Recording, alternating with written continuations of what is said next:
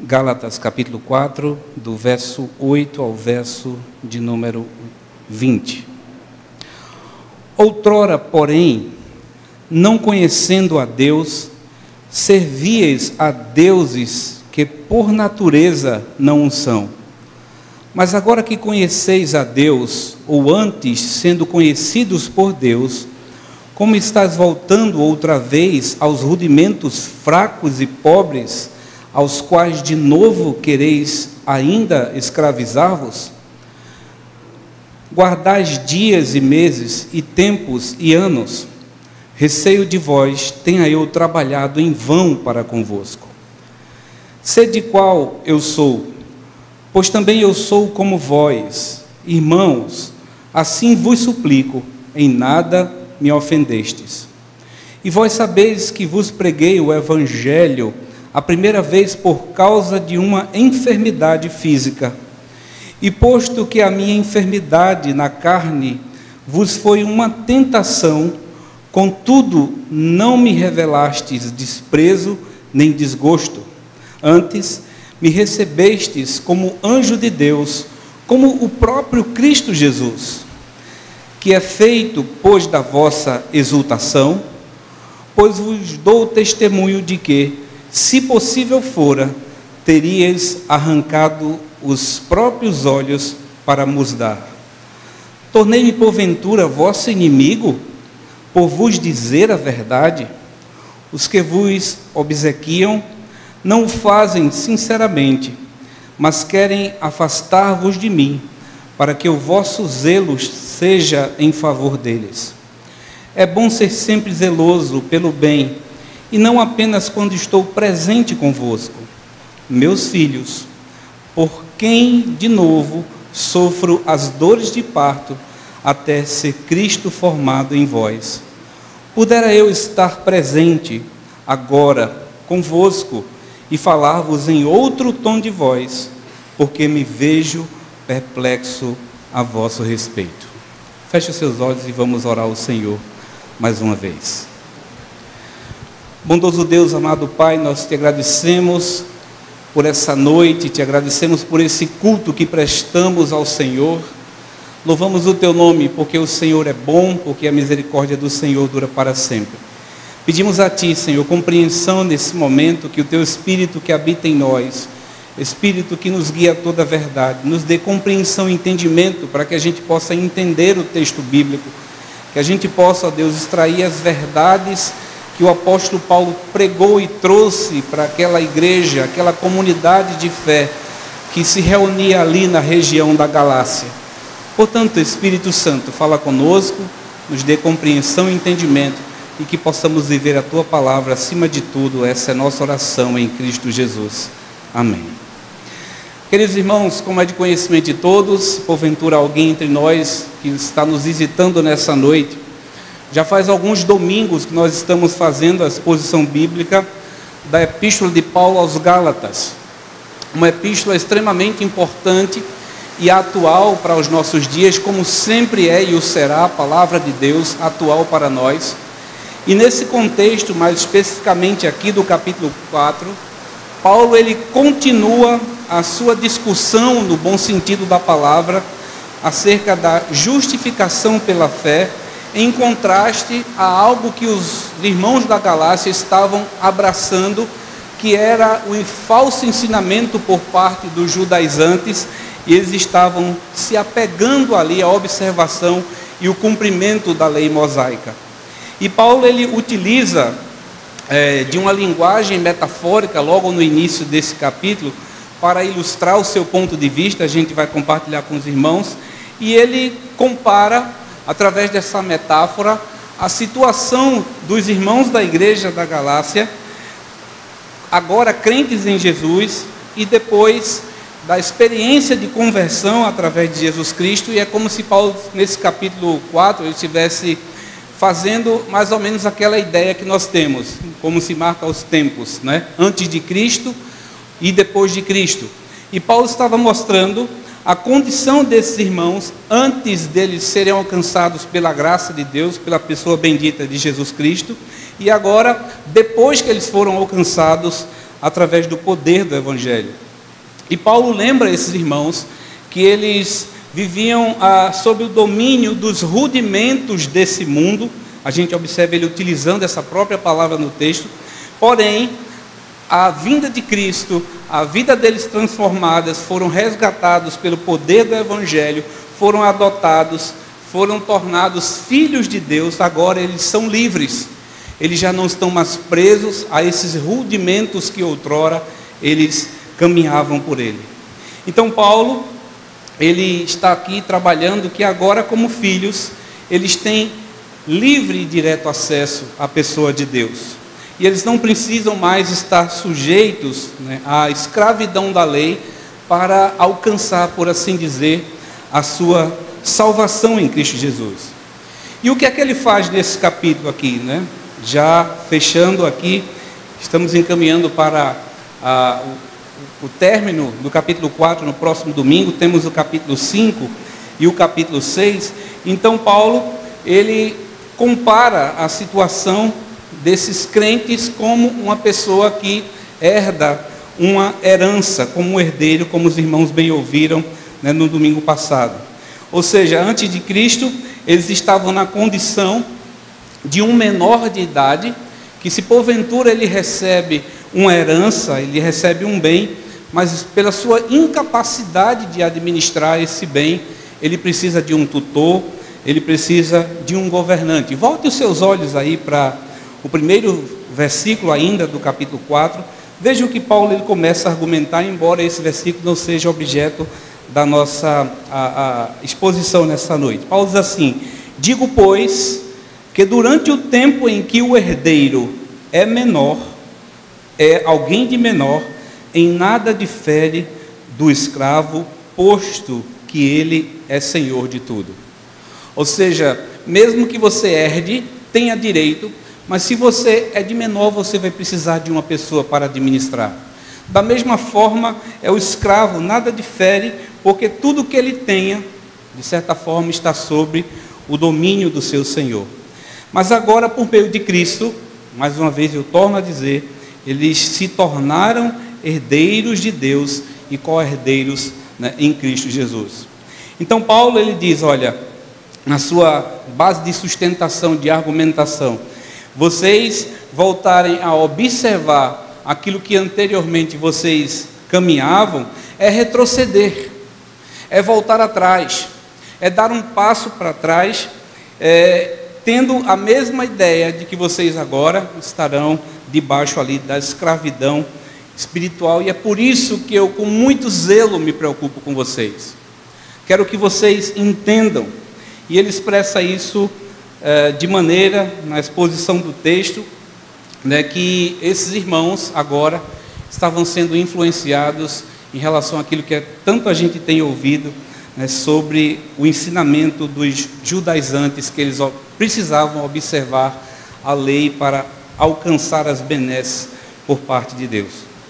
E uma das argumentações que o apóstolo Paulo utiliza aqui nesse capítulo 4, é como se Paulo dissesse assim: olha, irmãos, percebam, se lembrem, tragam à memória de vocês o relacionamento que vocês tiveram no passado, e agora vocês precisam também prestar atenção de como vocês me receberam como um mensageiro de Deus, alguém que falava da parte de Deus, e por assim dizer, fui comparado até o próprio Jesus Cristo. A gente vai ver isso no texto.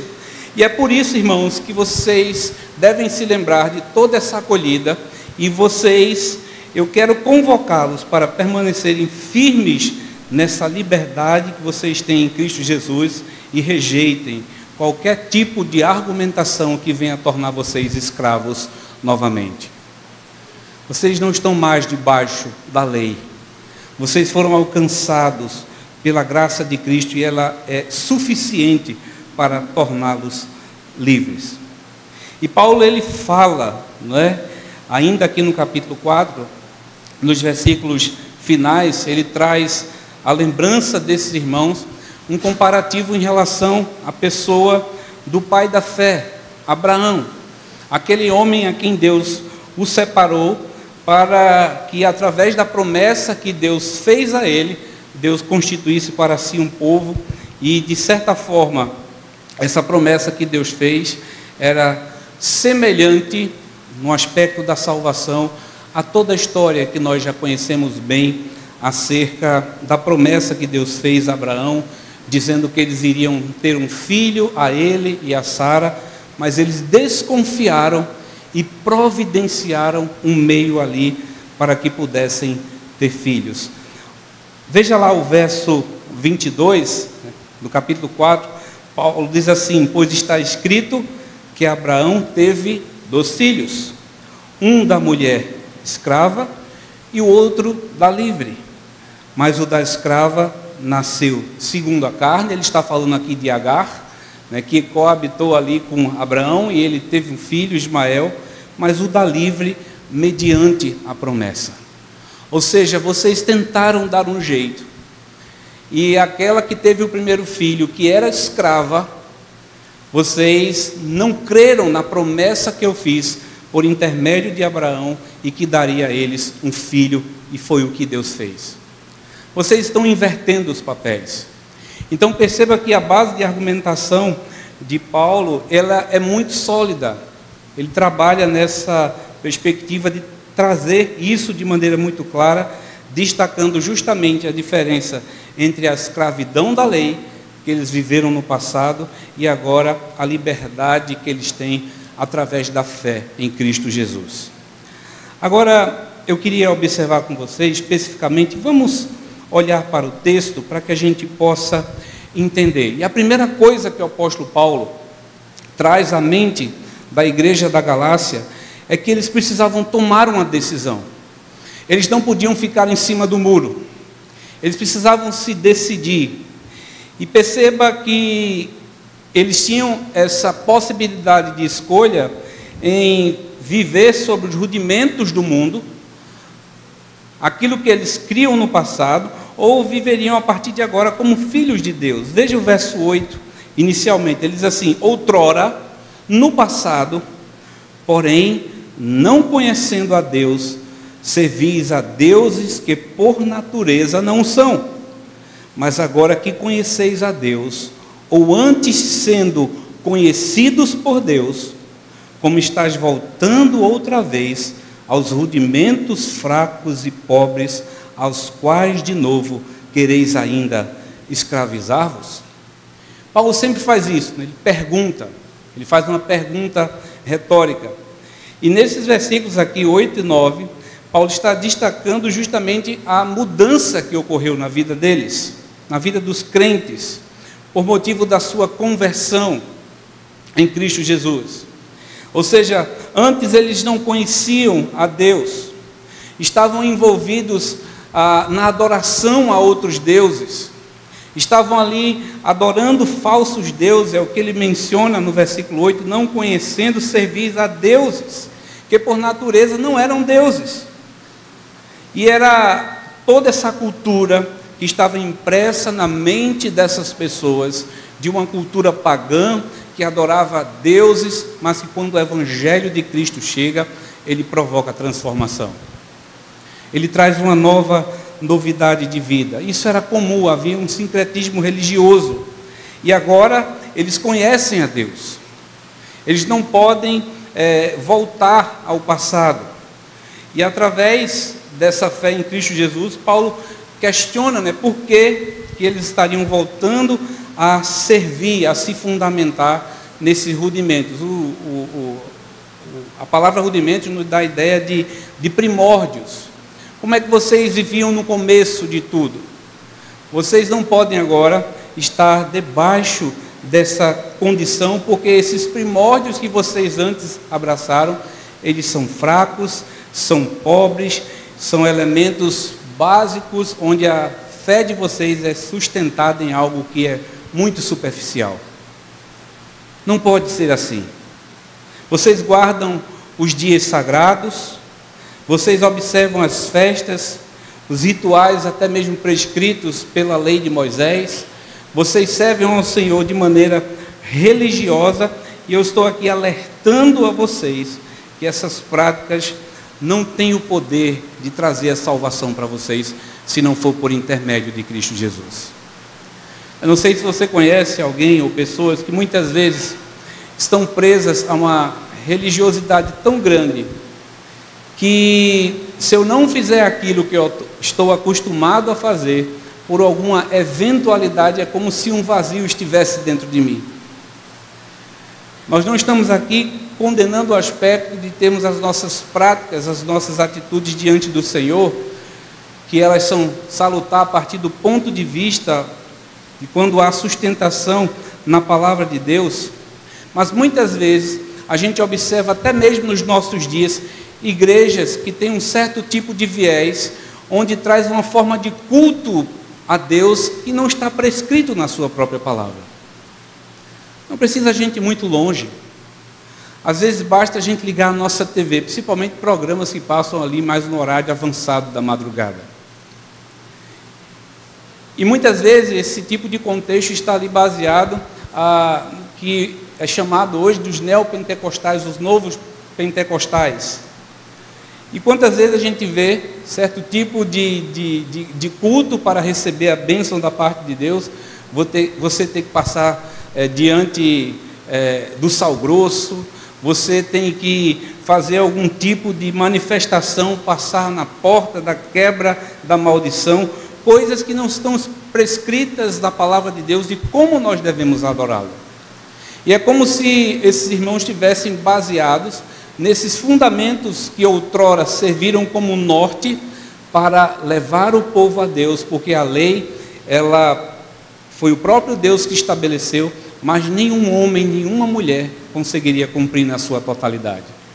A lei apontava para Deus, mas nós sabemos também, porque a própria palavra do Senhor nos diz que o fim da lei é Cristo para a justiça de todo o que crê. Ou seja, Cristo veio, cumpriu a lei, mostrou que a lei era boa, e vocês não podem mais agora estar presos nesses rituais religiosos. Vocês não podem se fundamentar nesses ritos, querendo obter algum tipo de salvação por parte de Deus. Veja o verso 10. Guardais dias e meses e tempos e anos. Vocês se preservam, mas o problema é que esses irmãos da igreja da Galácia estavam colocando a sua confiança nessas práticas cerimoniais, nas festas, nas celebrações, como meio de obter a justiça e o favor da parte de Deus. E agora perceba o versículo 11, o sentimento do coração de Paulo. Eu creio que não há nada pior do que para um líder, um pastor, até mesmo você, pai e mãe, que ensina todos os dias ao seu filho. Você ensinar, você falar, instruir, mas é como se aquilo entrasse pelo um ouvido e saísse pelo outro. E é o que Paulo diz no verso 11. Eu receio, irmãos, de vós, tenha eu trabalhado em vão para convosco. Imagina, você depreende esforços com o objetivo de instruir alguém, de ensinar, e parece que tudo que você ensinou foi por água abaixo. Sentimento de frustração. E Paulo, ele expressa isso nesses versículos de 8 a 11, né? Essa ideia da preocupação de perceber, quem sabe, que todo o seu trabalho, ensinando e instruindo, foi em vão, por ter sido ali desprezado por esses irmãos que inicialmente abraçaram a fé com tanto ânimo e fervor, mas agora estavam abandonando para esses rudimentos dos primórdios do início deles da caminhada cristã. Vocês estão retornando algumas práticas da lei mosaica, que agora não precisa mais disso. Vocês precisam desprezar, abandonar, porque o Evangelho da Graça, ela tira de qualquer um de nós uma mentalidade de autossuficiência e achar que por aquilo que nós fazemos, nós obteremos as bênçãos do Senhor e até mesmo a salvação em Cristo Jesus. A salvação vem pela fé, por ouvir a palavra de Deus. E esse é o meio pelo qual Deus utiliza. Então, Paulo, ele usa esses textos iniciais aqui como argumento, né, para a sua sustentação em contraposição aqueles falsos ensinamentos que estavam sendo ali levantado pelos judaizantes, da observância da lei, da religiosidade que não os fazia avançar em nada. E Paulo continua, né? Ele vai fazer um apelo. Veja, a partir do versículo 12, Paulo faz esse apelo pessoal, ele diz assim: sede qual eu sou, pois também eu sou como vós. Irmãos, assim vos suplico, em nada me ofendestes. Paulo agora usa o fator de argumentação para pedir para que eles deem ouvidos àquilo que ele está falando. Ele faz esse apelo, um apelo pessoal. E como é que Paulo os chama aqui no versículo 12? Os chama de irmãos. Irmãos em Cristo Jesus. Alguns comentaristas, eles falando sobre esse versículo, é como se Paulo estivesse dizendo: olha, abram os olhos, porque aquilo que eu creio, aquilo que vocês creem, aqueles a quem vocês servem, Jesus Cristo como eu, tem um vínculo relacionado à nossa fé. O problema está na interpretação acerca do Evangelho da pessoa de Jesus. E é isso que eu quero que vocês estejam alertas, atentos. E Paulo diz: olha, eu também sou como vós, se referindo à sua própria condição de servo de Cristo, de alguém que abraçou a fé, que antes era um perseguidor da igreja e agora, depois alcançado pela graça, passou a ser perseguido por não retroceder e não abandonar a sua fé. Eu também sigo a Cristo, como vocês. Sede qual eu sou, pois também eu sou como vós. Irmãos, assim eu vos suplico, em nada vocês me ofenderam. No final do versículo 12. Nenhum mal vocês fizeram a mim, em outras palavras, o que o apóstolo Paulo está dizendo. Até então, alguns comentários que eu li, Paulo ainda não tinha enfrentado um problema semelhante em relação às outras igrejas a quem o apóstolo Paulo escreveu. Talvez a igreja da Galácia foi um dos lugares onde ele teve mais a dificuldade, no sentido de que esses irmãos precisavam viver a novidade do Evangelho e não retrocederem a esses costumes de outrora. É bem verdade que isso há reflexos em outras igrejas que estavam ali na proximidade, onde Paulo pregou o Evangelho. Isso nos mostra essa preocupação pastoral de Paulo, como quem diz assim: irmãos, eu não quero deixar, e que a minha forma de vê-los, de amá-los, de cuidar de vocês, seja afetado por causa agora de algum tipo de resistência. Mas eu repreendo, eu corrijo vocês, porque eu me preocupo com vocês. Vocês não podem abandonar a fé, vocês não podem retroceder, porque isso seria um absurdo, isso seria voltar atrás.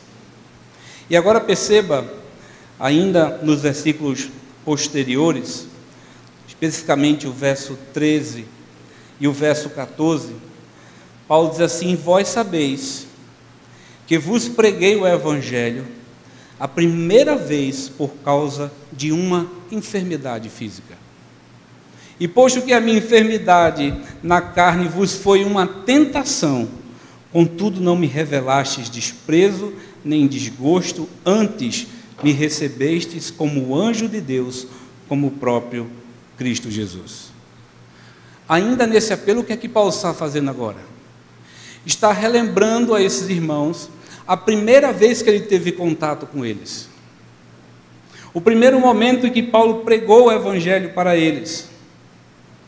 Ele faz referência a essa primeira viagem, ele destaca isso aqui no texto. Eu me lembro da ocasião, irmãos, que estive com vocês. E vocês me receberam por uma situação de adversidade na minha vida, no meu ministério. Não há uma clareza muito grande nessa passagem, porque Paulo cita aqui, não é, no versículo 14, posto que a minha enfermidade na carne vos foi uma tentação. O que ele cita também no versículo 13, o motivo da estadia dele lá com os irmãos da igreja da Galácia. Nós não sabemos se era algum tipo de enfermidade mesmo, física. Alguns argumentam que pode ter sido algum tipo de enfermidade que o apóstolo Paulo tinha, que afetava os seus olhos, que a gente vai ver um pouco mais na frente, Paulo dizendo que, se possível, esses irmãos dariam até os próprios olhos a ele. E Paulo, ele foi desprezado pela sua aparência quando ele esteve na igreja de Corinto. Sofreu resistência. Alguns comentaristas dizem que Paulo não era alguém de uma boa aparência. E ele cita aqui a primeira ocasião que esteve entre esses irmãos, motivado ali por uma enfermidade que nós não sabemos qual era, e até mesmo os detalhes dessa enfermidade que o apóstolo Paulo foi acometido. Mas também há um outro tipo de pensamento de que essa enfermidade seria algo espiritual, no sentido de que Paulo se contrapôs muito veemente a esse tipo de ensinamento que fora ali ensinado por esses judaizantes.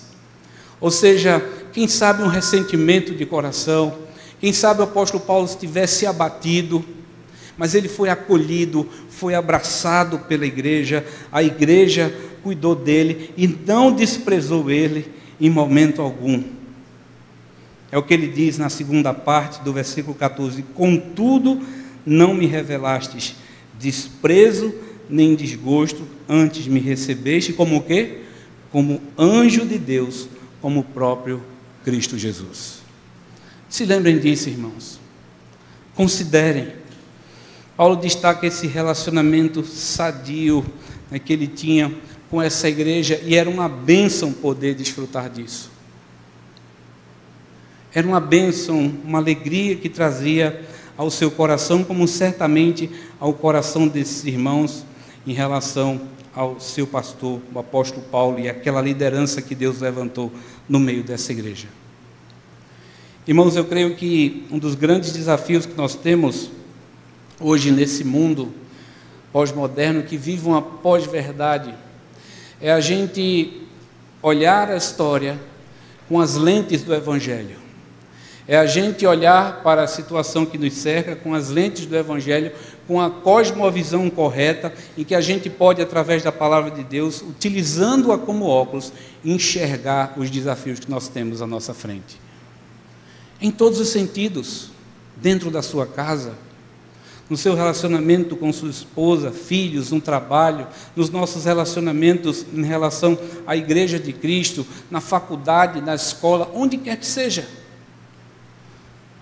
E é tão bom quando a gente pode desfrutar, né, da comunhão, do benfazejo, de um bom relacionamento que existe quando pessoas estão alinhadas e sendo dirigidas pela vontade, pela direção do próprio Deus. E Paulo apela, relembrando esse primeiro momento que ele teve com esses irmãos ali, testemunhando do Evangelho da Graça. E veja na continuidade, né, dos versículos posteriores, o verso 15 e o verso 16. Que é feito, pois, da vossa exultação? Ele faz uma pergunta mais uma vez. Exultação aqui nos dá a ideia de alegria, de contentamento. E é o que Paulo está dizendo: o que foi que vocês fizeram desse tempo bom que nós convivíamos juntos? Pois vos dou testemunho de que, se possível, terias arrancado os próprios olhos para me dar. Tornei-me porventura vosso inimigo por dizer a verdade? O que é que Paulo está dizendo agora? Irmãos, eu não vou me calar, falarei a verdade daquilo que eu tenho aprendido da parte de Deus e que tenho instruído vocês. Mesmo que isso custe de alguma forma o nosso relacionamento de um para com os outros. Enquanto eu estava pensando, meditando, né, sobre isso, se você quer encontrar, por assim dizer, inimigos nos seus relacionamentos, diga sempre o que é a verdade. Independentemente do que seja, em valores morais, éticos, em valores cristãos. E principalmente quando nós nos colocamos como homens e mulheres servos do Senhor, a partir do momento que a gente não vier dizer aquilo que é politicamente correto, que é bonito, nós iremos encontrar contraposição. Mas o grande diferencial do homem e da mulher de Deus, daqueles que é servo do Senhor, ele aponta o erro, aponta a falta, e se isso for necessário, nos custar algum tipo de amizade, que assim seja, mas a verdade de Deus sempre prevalece. E é o que Paulo está dizendo, irmãos. Vocês me acolheram. E agora, porque eu estou apontando o erro de vocês, falando a verdade, vocês agora vão passar a me desprezar? Vocês vão abandonar aquilo que eu ensinei a vocês outrora e agora vocês não querem mais ouvir? Certa vez eu ouvi um pastor orando, não lembro, faz muito tempo, mas na oração, no início de um sermão, ele falou mais ou menos assim: Senhor, que o Senhor fale, não aquilo que queremos ouvir, mas aquilo que precisamos ouvir, para que o nosso caráter seja moldado ao teu caráter. E é assim que a palavra de Deus faz. Ela constrange o nosso coração, ela aponta os nossos erros, as feridas que estão dentro de nós, e custe-nos o que custar, mas a verdade de Deus deve sempre prevalecer. E esse é um dos argumentos que o apóstolo Paulo está utilizando com esses irmãos. O relacionamento que tinha com vocês, e agora pelo fato de Deus estar apontando a volta de vocês aos rudimentos da fé, a abraçar a lei mosaica, toda a religiosidade que estava debaixo dessa lei, vocês não vão alcançar a salvação, se não for pelo sacrifício de Cristo Jesus. Vocês precisam ser transformados por dentro, não é por fora, mas é por dentro. Nós somos a carta lida pelos homens, nos diz a palavra do Senhor. Há um texto lá no profeta Isaías exortando o povo de Deus, ele diz assim: vocês estão no templo, vocês me louvam, vocês me adoram, vocês levantam suas mãos, mas o coração de vocês está longe de mim. E é esse o grande fascínio do Evangelho, quando ele nos alcança, quando ele nos transforma, e ele provoca transformação nas nossas atitudes, nos nossos pensamentos e na nossa forma de ser. E Paulo está dizendo: não abro mão, mas falarei a verdade.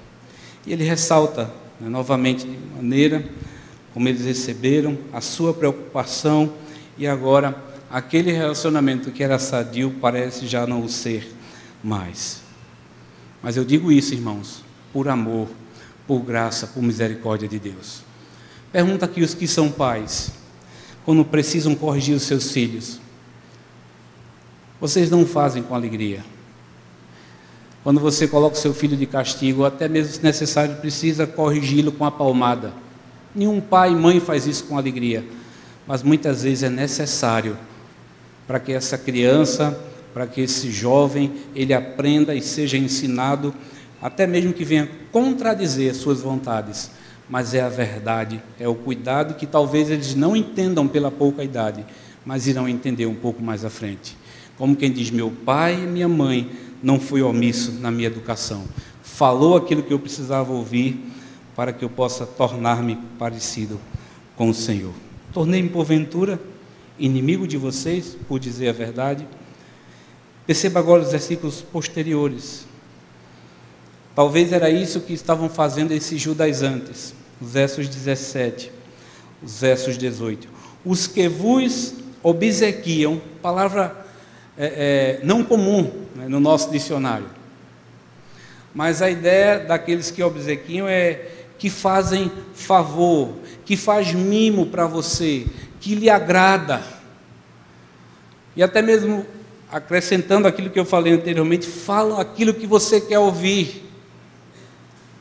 Aquela pessoa que te bajula, não fazem, segunda parte do texto, sinceramente, mas querem afastar-vos de mim, para que o vosso zelo seja em favor deles. Olha, esses que se parecem tão educados, tão atraentes, que falam coisas boas que você quer ouvir, que te agrada, que faz um mimo, que massageia a sua alma. Eles não fazem isso de maneira sincera.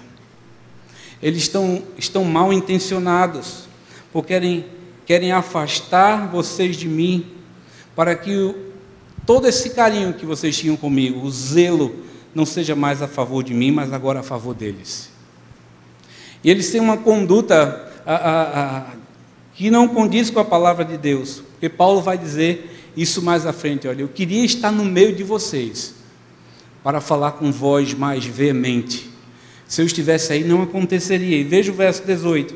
É bom ser sempre zeloso pelo bem e não apenas quando eu estou presente convosco. É aquele tipo de pessoa, quando está na sua frente, é uma coisa, mas quando você se ausenta, é outra pessoa. Irmãos, não pode haver caráter que seja transitório mediante as situações que a gente vem a viver. E eu quero que esses líderes se mostravam, quando Paulo estava lá com eles, e até mesmo a igreja, agiam de uma forma. Tinha até um personagem, né, que passava anteriormente, tinha várias histórias, um personagem chamado Coxinha, né, que falava bem de todo mundo na frente, elogiava. Acho que os mais antigos aqui não vão se lembrar desse personagem, não. Mas quando a pessoa saía de perto, ele falava mal, metia o pau. Não sei por que me veio essa lembrança disso agora, não é? Mas é o que Paulo está dizendo, irmãos, quando eu estou com vocês, vocês agem de um jeito, mas quando eu estou ausente, vocês agem de outra forma. É bom ser sempre zeloso pelo bem. Ser sempre zeloso. Irmãos, onde você estiver, use a sua boca para a glória de Deus. Evite fofocas, contendas, coisas que venham desvirtuar as pessoas do caminho do Senhor, no seu grupo de amizade, no seu trabalho, na escola, onde quer que seja. Seja somente uma pessoa de um caráter ilibado, que tem suas falhas, sim, mas procura viver de acordo com aquilo que a palavra de Deus prescreve. É bom, irmãos, não somente quando eu estou, mas ser sempre zeloso, cuidando do rebanho, do povo do Senhor. Então Paulo agora aborda, né, de certa forma, a influência que esses falsos mestres exerciam ali na vida dos crentes da Galácia. Um ensinamento equivocado, distorcido, tentando afastá-lo da verdade do Evangelho da Graça que foi ensinado pelo apóstolo Paulo. A ideia é que vocês estão sendo manipulados. Mas, no entanto, irmãos, permaneçam firmes diante daquilo que é justo, diante daquilo que é correto diante do Senhor. Não se deixe levar por aquilo que te agrada, por aquilo que massageia o seu ego, pelos mimos, mas se baseie naquilo que eu ensino na palavra de Deus. E esses falsos mestres estão levando vocês para caminhos tortuosos, na minha ausência, principalmente. E esses versículos demonstram, né, todo esse cuidado pastoral do apóstolo Paulo, com essa influência negativa por parte desses líderes, desses falsos mestres que estavam ensinando e, de certa forma, ali manipulando os bons costumes dessa igreja. Caminhando para o fim, irmãos, veja agora os versículos finais, como Paulo os trata, como Paulo chama. Verso 19 e verso 20, ele diz assim: meus filhos, por quem, de novo, sofro as dores de parto até ser Cristo formado em vós, pudera eu estar presente agora convosco e falar-vos em outro tom de voz, porque me vejo perplexo ao vosso respeito. Como é que Paulo agora os trata agora? Paulo primeiro os chama de irmãos e agora os trata como filhos. E a ideia aqui de filho é justamente essa que está exposto no texto, porque, de novo, eu sofro as dores de parto. A palavra utilizada aqui no sentido original é a dor que a mulher sente quando está tendo um filho. Lembra muitas vezes nas cartas pastorais do apóstolo Paulo, uma carta que ele endereça a Filemon, uma carta curta, mas de um ensinamento muito rico para as nossas vidas. Quando Onésimo havia feito algo que prejudicou ali Filemon, que era o seu senhor, Onésimo foge, ele se encontra com Paulo na prisão, e agora Paulo ele faz uma carta de recomendação para que Filemon receba Onésimo, a quem servia na casa de Filemon, e que certamente havia uma igreja ali, e que Paulo bem conhecia.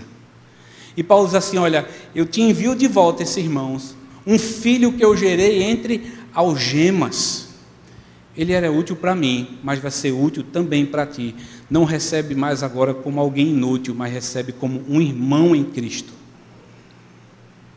Como alguém que vai ser útil para você, que eu queria que estivesse comigo, mas eu recomendo você. Então, a ideia aqui, a mesma desse exemplo que eu dei quando Paulo escreveu a Filemon, olha, é um filho que eu gerei entre as dores de parto que são provenientes de uma mulher quando vai ter um filho na sua gravidez. E eu sinto essas dores até que Cristo, final do verso 19, seja formado em vós. Esse é um dos grandes desafios que nós temos também, irmãos. Sermos a imagem e semelhança do nosso Deus, mas vivermos para que a glória de Cristo seja manifesta em nós e através de nós. E a gente está aqui nesse processo de crescimento, não é verdade? Quantas coisas às vezes a gente olha para a nossa vida, de atitudes que a gente tomou na nossa pouca idade, e a gente para e pensa e diz assim: meu Deus, se eu tivesse a experiência, se eu tivesse a maturidade espiritual que eu tenho agora, eu jamais teria feito isso. Mas tudo isso faz parte do desenvolvimento espiritual, da nossa maturidade diante do Senhor. Filhos que crescem, filhos que são bem nutridos, assim como uma mãe que tem um filho, ela quer que esse filho cresça, que ele tenha saúde, que ele tenha vitalidade. Da mesma forma, era essa a preocupação de Paulo: olha, eu quero que Cristo seja forjado em vocês, até que vocês vivam de verdade o sacrifício de Cristo na cruz do Calvário, e que agora trouxe novidade de vida para vocês. Cuidado do pastor, cuidado do servo do Senhor que cuida da sua igreja. E Paulo, ele é muito persuasivo, né? Eu fico assim, às vezes, tentando imaginar alguns personagens na palavra de Deus. Acho que Paulo, ele é muito firme. E quem sabe na cabeça de Paulo, como ele escreve aqui no verso 20, talvez ele disse assim: se eu tivesse lá. Mas eu não estou, está aqui por carta que eu estou escrevendo. Isso é o verso 20 que nos diz: pudera eu estar presente agora convosco e falar em outro tom de voz, porque me vejo perplexo ao vosso respeito. É aquela coisa, você defender algo que você crê presencialmente, ou você defender de longe. Não tem a mesma intencionalidade, não tem a mesma intenção, no sentido de que você pode demonstrar através das suas ações, do seu olhar, das suas palavras, aquilo que você queria exortar, falar. E Paulo, ele utiliza aqui, muitos comentaristas dizem que Paulo utilizando da sua autoridade apostólica mesmo, porque ele não retrocedeu, não somente aqui na igreja da Galácia. Lembram, salvo engano, lá no capítulo 2 e 3, uma das argumentações dos irmãos da igreja da Galácia é que Paulo, ele era um falso apóstolo, de segunda categoria. Mas Paulo, ele utiliza da sua autoridade, né, apostólica, e mostra a sua perplexidade pelo fato de que eles estavam dando um passo atrás, abandonando a graça de Cristo que os alcançou, para viver agora dentro de uma religiosidade que muitas vezes, sempre nos afasta de Deus. Irmãos, não é pelos nossos méritos, mas é pelos méritos daquilo que Cristo fez em nós, por aquilo que nós fomos transformados, alcançados, e a gente pode trazer algumas aplicações para a nossa vida através desses versículos que o apóstolo Paulo está instruindo essa amada igreja, a igreja da Galácia. A primeira coisa, irmãos, quando nós nos deparamos com essa verdade, é a gente cada vez mais ser fortalecido naquilo que a palavra de Deus nos ensina, que a nova vida que temos foi alcançada por Cristo Jesus. Nós somos justificados pela fé. Isso não vem de nós, mas é dom de Deus. É a graça que nos alcançou, e a gente não pode de forma alguma colocar algo que venha substituir essa verdade bíblica. Não existe outro meio para o homem ser salvo se não for por intermédio da graça de Cristo que o alcança, que transforma o seu coração duro de pedra, que lhe traz um novo viver, e que muitas vezes rompe com religiosidades que não nos levam a Deus, muito pelo contrário, nos afastam de Deus. Mas nós precisamos viver, celebrar, e precisamos crer naquilo que é a palavra de Deus e nos fundamentarmos nessa verdade, na justificação que foi alcançada por intermédio da pessoa de Cristo Jesus.